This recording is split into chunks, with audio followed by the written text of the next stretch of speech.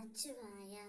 என் அன்பு தங்கமே, எந்த உறவு உன்னுடன் கடைசி வரையில் இருக்க வேண்டும் என்று நினைத்தாயோ அந்த ஒரு உறவை பற்றிய மிக முக்கியமான ரகசியத்தை தான் உன்னிடம் நான் கூற வந்திருக்கின்றேன்.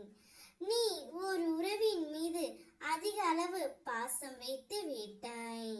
நான் இருக்கும் வரை அந்த உறவு என்னுடையதான் என்ற உன்னுடைய மனதில் திட்டங்களை தீட்டி விட்டாய். ஆனால் அந்த உறவு நிச்சயம் உன்னுடையதான் தங்கமே.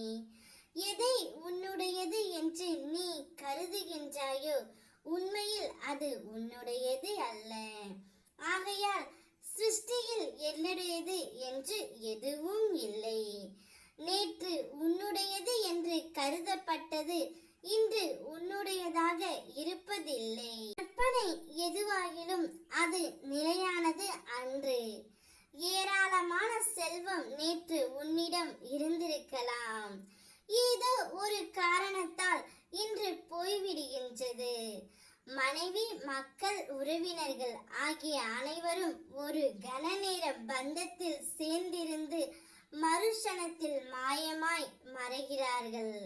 அவர்களிடம் மமக்காரம் ஆசைகளை வளர்த்து கொண்டு நிரந்தரமாக இருக்கும் உனக்குள் இனுக்கும் எனக்கும் தூரமாகின்றாய் தங்கமே.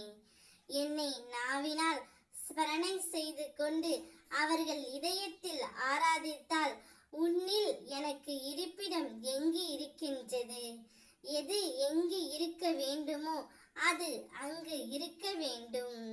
நான் உன் இதயத்தில் வசிப்பவன், உன்னுடைய நலனை விரும்புபவன். செடியின் வேருக்கு நீர் ஊற்றுவதை விட்டு பலனை விரும்பினால் எப்படி கிடைக்கும் தங்கமே? நீ எந்த காரியத்தை செய்து கொண்டிருந்தாலும், எங்கு இருந்தாலும், எதை செய்தாலும் என்னையே தியானம் செய்து உன்னுடைய வேலையை செய். அதை நான் வெற்றி அடையும்படி செய்வேன். பலனை விரும்புவர்கள் செடியின் நலனையும் கவனிக்க வேண்டும் அல்லவா?